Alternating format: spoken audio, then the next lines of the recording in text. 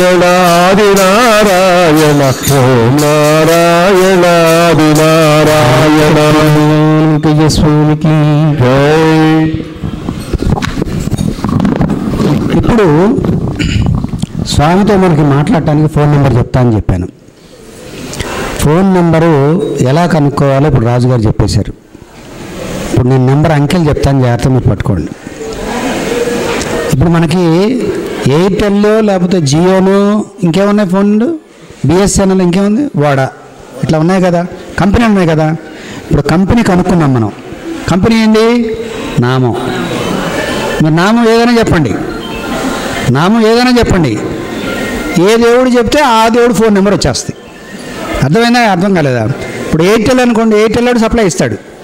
Airtel టవర్లు అంతా ఉన్నాయి, బిఎస్ఎన్ఎల్ టవర్లు అంతా ఉన్నాయి, జియో టవర్లు అంతా ఉన్నాయి కదా. ఇప్పుడు మనం ఇక్కడ వెంకటేశ్వర టవర్ దగ్గర ఉన్నాం, మనకు టవర్ వచ్చేసింది. ఇప్పుడు మనకు అందరికీ అప్లికేషన్ ఇస్తే సెల్ ఫోన్ నెంబర్ వచ్చేది. సెల్ ఫోన్ నెంబర్ కావాలని వాళ్ళందరూ చేతులు పెట్టింది. వెంకటేశ్వర సెల్ ఫోన్ నెంబర్ వద్దా నీకు? స్వామి నీకే వద్దా? ఉన్నాడా నీ దగ్గర? ఫోన్ లేదు. రైట్. కాబట్టి అసలు నామం అంటే ఏమిటి? చాలా ఇంపార్టెంట్ సబ్జెక్టు. స్వామి ఏం చెప్పాడు? చూసి నేర్చుకోమన్నాడు. ఆయన ఏం చేశాడు? నామం చేశాడు. మరి ఆయన అంటే గొప్పోడు, నామం చేశాడు. మనం నామం చేయాలంటే అసలు ముందు నామం అంటే ఏంటి తెలియాలిగా మనం. నామం అంటే ఏంటండి? పేరు, అంతేగా? పేరేగా నామం అంటే. నా పేరు శ్రీనివాసు, శ్రీనివాసు అని పిలిస్తే పలుకుతా, కానీ అప్పారావు సుబ్బారావు అని పిలిస్తే పలుకుతాను నేను? జాగ్రత్తగా వినండి, జాగ్రత్తగా వినండి. నా పేరు శ్రీనివాసు, శ్రీనివాసు అని పిలిస్తేనే నేను పలుకుతా. రాజు గారిని రాజు అని పిలిస్తేనే పలుకుతాడు, అంతే కదా? శ్రీరాముని గారిని శ్రీరాముని గారు అంటేనే పలుకుతారు. అట్లాగా మన పేరుని మనం పిలిస్తే పలుకుతాం లేదా? మరి స్వామి మనకు పలకట్లేదండి. అంటే స్వామిని మనం పేరుతో పిలుస్తున్నాం కానీ ఆయన పిలవట్లా. ఆయన పిలుస్తున్నాం, ఇప్పుడు దాకా నామం చేశాం. మనం ఆయన్ని మన గుండెల్లో పెట్టుకొని పిలిస్తే పలుకుతాడు. పిలిస్తే పలికే దైవం భగవాన్ శ్రీ వెంకయ్య స్వామి. ఆయన పలకాలంటే మనం ఆయన సన్నిధిలో ఉన్నామనుకోవాలి, ఆయన మన గుండెల్లో ఉన్నాడనుకోవాలి, అప్పుడు పలుకుతాడు. ఏంది నాన్న అంటాడు. స్వామి భక్తుడు ఒక ఆయన, అంటే మీరు పుస్తకం చదివితే ఉంటాయి, నేను అంటే ఆ నీళ్ళు మునిగిపోయి ఉన్నాను కాబట్టి చెప్పకుండా ఉండలేను ఎంతైనా సరే. స్వామిని కలిసి కాస్త భోజనం పెడదాము, స్వామి పాపం ఆడాడ తిరుగుతుంటాడు, టైంకి భోజనం ఉండదని భోజనం తీసుకుని వచ్చాడు. వస్తే స్వామి ఆడుంటాడు ఎట్లా తెలిసింది? తిరిగాడు తెలిసిన చోట్లల్లా తిరిగాడు. తిరిగితే కనపడలా. ఏంది స్వామికి పెట్టి నేను తిన్నాం అనుకున్నాడు ఆయన. ఇక్కడ చూడండి, నేను చెప్పే మాటకి చాలా అర్థం ఉంది, జాగ్రత్తగా వినండి. స్వామి కనపడితే స్వామి ఏం చేస్తాడంటే ముందు అతనికి పెట్టి స్వామి తర్వాత తింటాడు. కాబట్టి స్వామి కనపడిన తర్వాత నేను తినొచ్చుగా, స్వామి నాకు పెడతాడుగా. కాబట్టి ఏం చేశాడు, ఈయన పొట్లం పట్టుకుని తిరిగాడు, అక్కడ ఇక్కడ అంతా తిరిగాడు, ఎక్కడ కనపడలా. ఇంకేం చేయాలి, స్వామి కనపడకుండా నాకెందుకు ఈ ప్రసాదం, నేను స్వామి కోసం తెస్తే అని ఏట్లో వేద్దామని వెళ్ళాడు ఆయన. ఒక్కసారి చేతులు వచ్చి దారం చూపించండి. ఇప్పుడు అందరి దగ్గర ఉందిగా సెల్ ఫోను, మీ దగ్గర కూడా ఉంది కదా, ఇదే సెల్ ఫోన్. మీరు వెంకయ్య స్వామి అని కానీ పిలిస్తే పలుకుతాడా లేదా? ఇప్పుడు మన దగ్గర నెంబర్ ఉందా లేదా? మరి పిలుద్దామా లేదా? ఎప్పుడు అవసరమైన, అవసరం ఉన్నా లేకపోయినా మనతోనే స్వామి ఉన్నాడు. ఇంతకంటే ఏం కావాలండి? ఎవరు ఉన్నారా? మనం ఎక్కడికన్నా వెళితే ఫ్యాషన్గా రకరకాల దారాలు ఇస్తారు, అవునా కదా? మన దగ్గర స్వామి ఇచ్చింది ఒకటే ఒక దారం. ఆయన పై పంచి పిలిచి చిన్న చిన్న ముక్కలు చేసి, అరే మీరు నన్ను గుర్తుపెట్టుకుంటే చాలరా, నేను మీతో ఉంటానని పై పంచ చించి ఇచ్చేవాడు.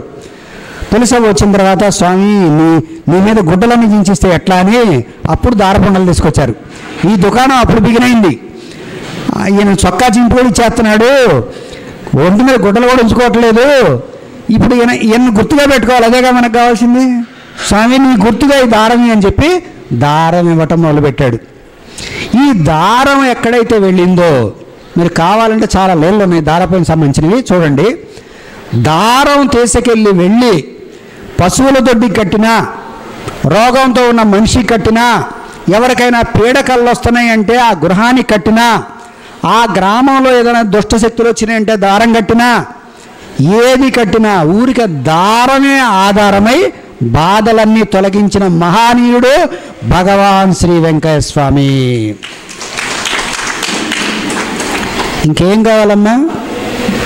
దారం ఇచ్చాడు. సరే, ఇంకా దారానికి కూడా ఇంకా తుత్తుపట్ల. ఒక చిన్న మాట చెప్తా. ఒక ఆయన ఆ ఊర్లో బాగా తపస్సు చేసుకునేవాడంట.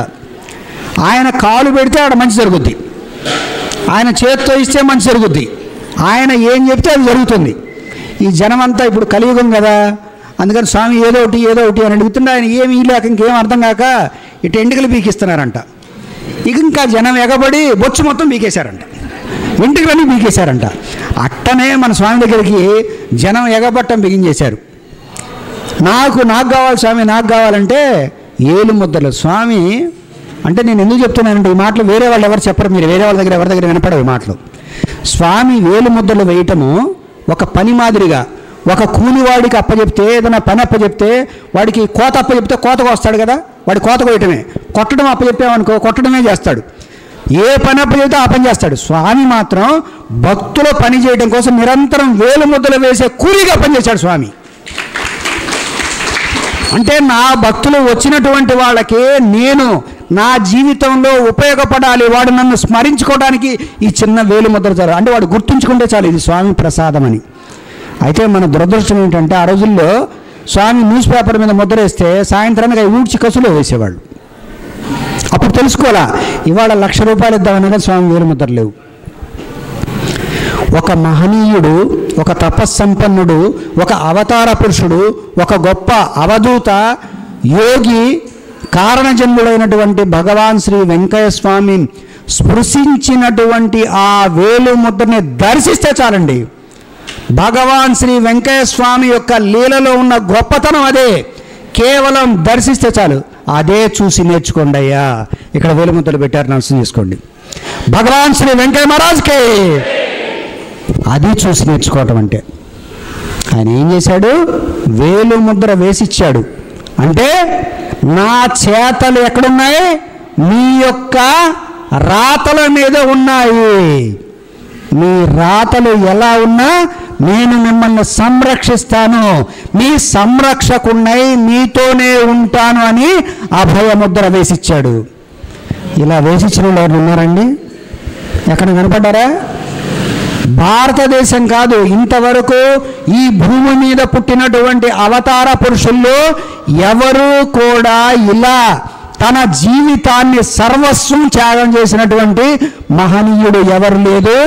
అందుకనే అవధూత చక్రవర్తి భగవాన్ శ్రీ వెంకయ్య స్వామి. భగవాన్ శ్రీ వెంకయ్య స్వామి గురించి తెలుసుకోవాలి అంటే రోజులు సరిపోవండి, రోజులు సరిపోవు. ఒక గంట ఇచ్చో అరగంట ఇచ్చో చెప్పమంటే ఏం చెప్పుకోవాలి?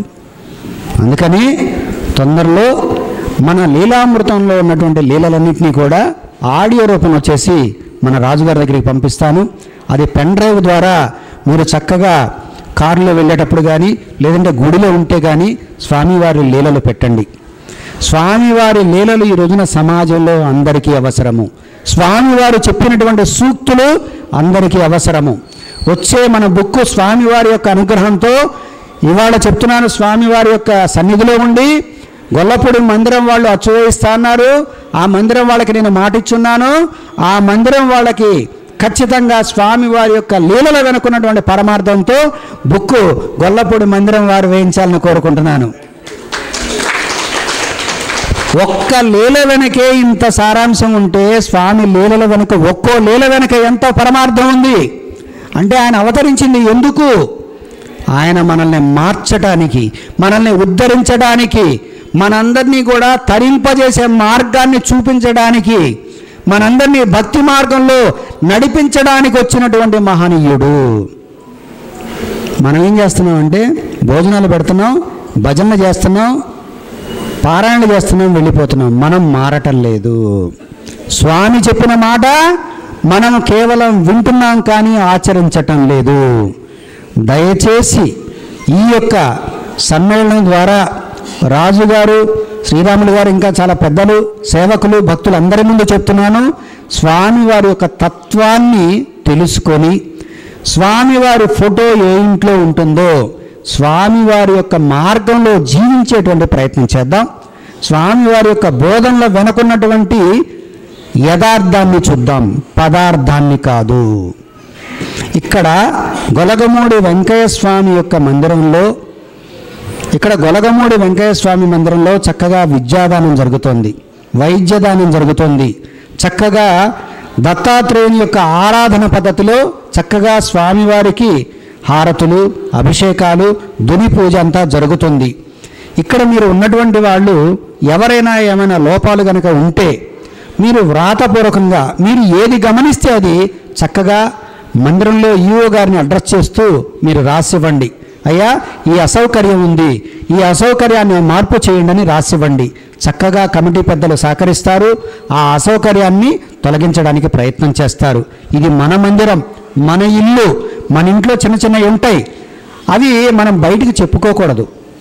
మన ఇంట్లో ఏదైనా ఉందనుకో, మూల బూజు కనపడింది అనుకో, మనమే దులుపుకుందాం. ఏదైనా శుభ్రం చేయలేదనుకో, శుభ్రం చేసుకుందాం. అలా బయటికి వెళ్ళి మనల్ని మనం విమర్శించుకోకుండా అందరూ ఐకమత్యంగా ఉండి చక్కగా అనేక కార్యక్రమాలు చేద్దాం. నేను రాజుగారితో మాట్లాడి, అలాగే శ్రీరాములు గారితో మాట్లాడి, అలాగే ఈవో గారితో మాట్లాడి త్వరలో ఇక్కడ ప్రతిరోజు కూడా నామం జరగడానికి ఉన్నటువంటి ప్రతి ఒక్కరికి పేరు పేరున ధన్యవాదాలు తెలియజేస్తూ సెలవు తీసుకుంటున్నాను. సవినయంగా భగవాన్ శ్రీ వెంకయ్య స్వామి వారి యొక్క పాదపద్మములకు నమస్కరిస్తూ మీ అందరికీ కృతజ్ఞతలు తెలియజేసుకుంటూ విరామము. స్వస్తి. ధన్యవాదాలు శ్రీనివాస్ గారు. భక్త మహాశయులందరికీ సత్సంగంలో పరమార్థం అర్థమవుతుందా? ఏదో చాలామంది ఇప్పటికీ నన్ను ఎగతాళి చేస్తున్నారు. ఇవాళ శ్రీనివాస్ గారు చెప్పారు కాబట్టి అందరూ చప్పట్లు బాగా కొట్టారు, కానీ నన్ను ఎగతాళి చేస్తున్నారు. నేను చెప్పిన ప్రతి పాయింట్, నేను చెప్తున్న ప్రతి పాయింట్ శ్రీనివాస్ గారు చెప్తూ వచ్చారు. అది మీ అందరికీ తెలుసు. నేను ఎందుకు మొత్తుకుంటానంటే, నన్ను ఎగతాళి చేస్తే ఏమన్నా వెంకయ్య తీసుకెళ్ళిపోయాడు, మీరు కూడా అలా వస్తారని. ఈ తపన ఏంటంటే నాకు, నేను ఎన్నోసార్లు చెప్పా, నాలాగా రండి అని ఎందుకు చెప్తానంటే, మీరు ముందుకు రావాలని. ఒక సద్గురువు దగ్గరికి, ఒక పరమాత్మ దగ్గరికి వచ్చిన తర్వాత నేనేదో అవధూత కూడా అన్నగా మీకు ఎన్నోసార్లు చెప్పా. అవధూత కాదు, ఎందుకంటే చూచాము కాబట్టి. ఈ రాజుగారు ఏదో చెప్తారులే, ఏదో వెంకయ్య స్వామిని 1,00,000 సార్లు చూసా. చేతులు ఎత్తారు, ఎప్పుడైనా మీరు చూసిన ఎవరు ఉన్నారా? వెంకయ్య స్వామిని 1,00,000 సార్లు చూసుంటాను. ఆయన పాదాలను పట్టుకొని ఉంటాను, ఆయన మాట విన్నాను, ఆయన స్పర్శ తగిలింది, ఆయన ప్రతి క్షణం మాట్లాడాను. ఇందా శ్రీనివాస్ గారు చెప్పారు, మాట్లాడారు, రోజు మాట్లాడతాను. నేను మాట్లాడను, ఆయన వచ్చి జ్ఞానబోధ చేస్తాడు. నేను మాట్లాడడానికి ఎవరు మనం అంటే, నా తపన, నేను ఎవరిని కాదు, నా తపన వెంకయ్య స్వామి మందిరాలకు వచ్చి ప్రతి ఒక్కరు కూడా ఆ మహానుభావుని పాదాలు పట్టుకుని ఆ తపన కలిగి ముందుకెళ్ళి సంతోషదాయకంగా ఉండాలి. 1, 2 అంతలా మహనీయుడి దగ్గరికి వచ్చిన తర్వాత ఈ నామస్మరణ చేస్తూ, మన భజనలు చేస్తూ ఇంకొంచెం ఆత్మజ్ఞానం తెలుసుకొని ఎలా జీవించాలి, ఎలా సత్కరించబడాలి, ఎలా ఉద్ధరించబడాలి, ఎలా చేయాలని మీ అందరికీ చెబుతూ ఉంటాను. ఈరోజు నాకు స్వామి శ్రీనివాస్ గారి ద్వారా దాన్ని అలా తిప్పారు, చాలా సంతోషదాయకం. ఈ కార్యక్రమానికి ఇష్టపడి ఇక ఎవరైనా సరే, నా సేవకులు వచ్చు, బయట వాళ్ళు ఎవరైనా సరే ఇష్టపడి పెట్టుకోవాలి. సత్సంగానికి ఉన్న గొప్పతనం అది. భజన ఇవాళ భజన మనం ఈ ప్రోగ్రాంలో పెట్టాం, ఎంతోమంది వచ్చారు, వాళ్ళ ఇష్టం. ఒకరు కింద పాడారు, ఒకరు పైన పాడారు, ఒకరు డోలకు కొట్టారు, అసలు మామూలుగా ఉండదు. అయిపోయింది. ఇది ఉండదు. ఇది మనతో ఉండటానికి ప్రయత్నించాలంటే ఎంత శ్రమ, గురువు యొక్క అనుగ్రహం. మరి శ్రీనివాస్ గారు చెప్పిన ఆయన అనుగ్రహం ఉంది కాబట్టి ఆ చరిత్ర రాయగలిగారు. ఒక్కొక్కరికి ఒక్కొక్క మార్గాన్ని స్వామివారు చూపించి పంపిస్తున్నారు. ఈ మిత్రులందరికీ నేను మరొక్కసారి, సత్సంగం అనగా వెంకయ్య స్వామిని గుర్తుపెట్టుకోండి. సత్సంగం అంటేనే వెంకయ్య స్వామి. ఇక రెండో మాట అనుకోకూడదు. అది ఎవరైనా చెప్పలేమండి, మీరు చెప్పండి, నేను చెప్పండి, ఎవరైనా చెప్పనండి. అందులో ఒక అక్షరం దొరుకుద్ది. ఇందాక లేదా శ్రీనివాసరావు గారు ఒక ఫోన్ నెంబర్ దొరుకుద్ది. ఒక్క ఫోన్ నెంబర్, ఒక నెంబర్ దొరికింది ఒక సంవత్సరానికి. 2వ సంవత్సరానికి 2వ నెంబర్ దొరుకుద్ది. 3వ సంవత్సరానికి ఇలా 10 నెంబర్లు వచ్చేసరికి 10 సంవత్సరాల్లో నీతో వెంకయ్య స్వామి వారు కనపడతారో, లేకపోతే నీకు ఆయన మాట వింటావు, లేకపోతే నీకు కావలసిన స్పర్శ అందిస్తాడు, లేకపోతే ఆశీర్వాదం నుంచి మాట వింటావు.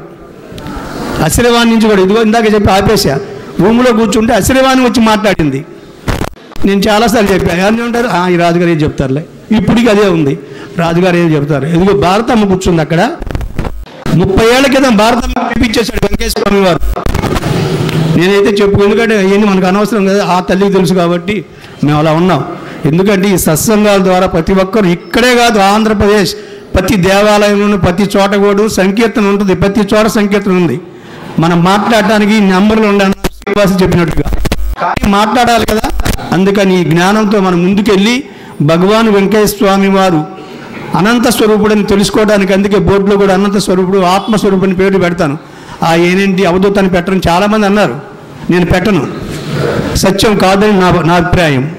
ఎందుకంటే చూచాంగా ఆయన అవధూత అని నాకు అనిపించి నేను ఆ పేర్లన్నీ అలా పెడుతూ ఉంటాను. కాబట్టి అన్నగా మిత్రులు ఎవరు భావించొద్దు, నా తపన, ఇది నా తపన, ఈ కార్యక్రమం పెట్టడానికి ఇంకా బాగా జరగడానికి తపన, అంటే నా ధ్యాస, నా తపనే మిమ్మల్ని అందరినీ కూడా ఆయన దగ్గరికి తీసుకెళ్ళాలని చిన్న తపనే. కాబట్టి ఇలాంటి కార్యక్రమాలు ఏర్పాటు చేస్తున్నాను, భక్తులందరూ గమనించవలసిందిగా కోరుతున్నాను. ఓం నారాయణ అది నారాయణ. ధన్యవాదాలండి. రాజుగారి మనసులోని తపనని, వారి మనసులోని భావాన్ని శ్రీనివాస్ గారి నోటి వెంట ఈరోజు స్వామివారి సన్నిధిలో స్వామివారు పలికించి మనందరికీ ఎక్కడో నిద్రాణమైన ఉన్నటువంటి ఉద్దేశాలన్నింటినీ కూడా మేల్కొల్పారు. వారు చెప్పినట్లుగా మన జీవన శైలిని, అంటే ముఖ్యంగా అందరి గురించి ఉద్దేశించి కాదు, మన అభయమండలి సేవకుల వరకు కూడా వారి ఉద్దేశాన్ని, వారి తపనని, స్వామివారు మనందరికీ చెప్పినటువంటి భావాన్ని, వారి మనసులో వాటిని శ్రీనివాస్ గారి నోటి ద్వారా పలికించారని భావించి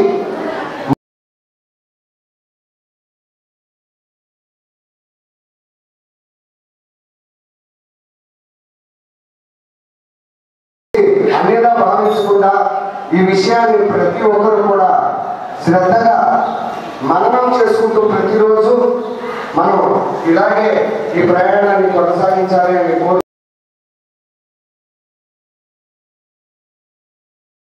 సాయి శ్రీనివాస్ గారికి రాజుగారు స్వామివారి శేషవస్త్రాన్ని బహుకరిస్తారు.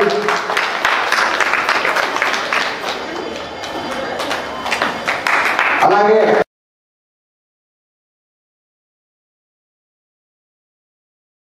స్వామివారి శ్రీనివాస్ గారికి ఇస్తారు.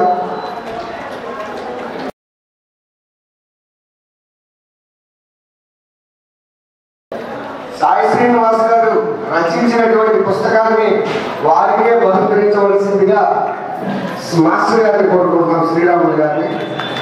ఓకే, మా అల్లరిని క్షమించాలండి శ్రీనివాస్ గారు. అంటే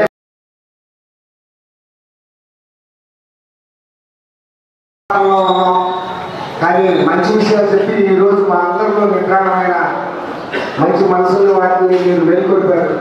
దయచేసి మాకు సెల్ నెంబర్ ఇచ్చారు, ఫోన్ ఇచ్చారు, అలాగే బ్యాలెన్స్ కూడా స్వామివారు ఇస్తారని భావిస్తున్నాం.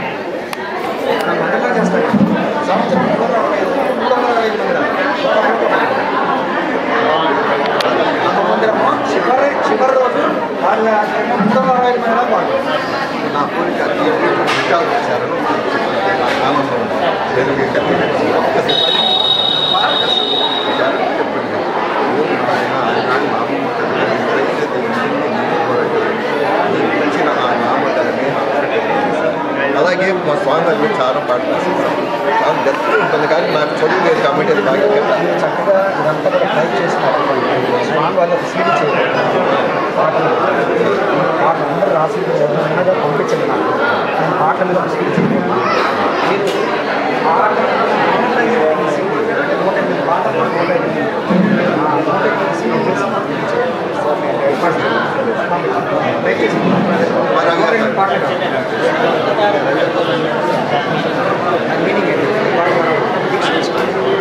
దీక్ష సందర్భంగా దీక్ష ఇవాళ నుంచి అలాగే ఆచరిస్తారు.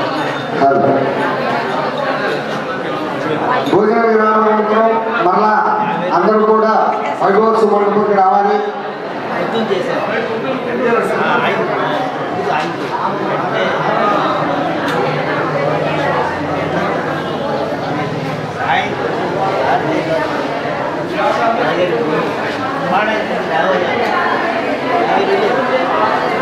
కొత్త పుస్తకం ఇచ్చారే బాగుంది చాలా బాగుంది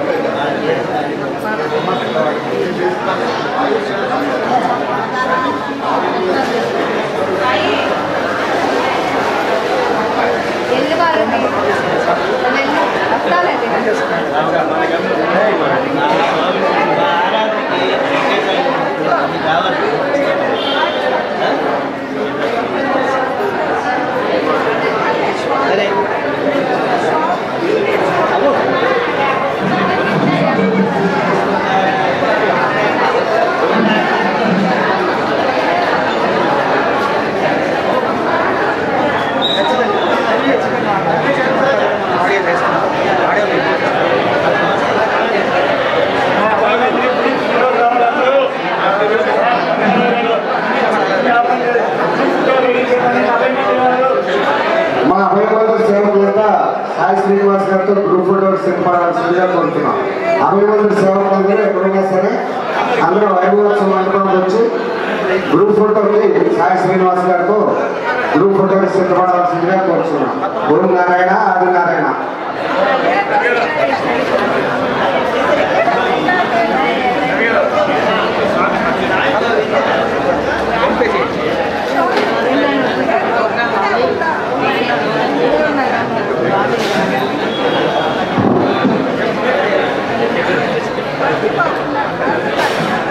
తప్పకుండా నా ఉద్దేశం ఇలాంటి టార్గెట్ చేస్తాను.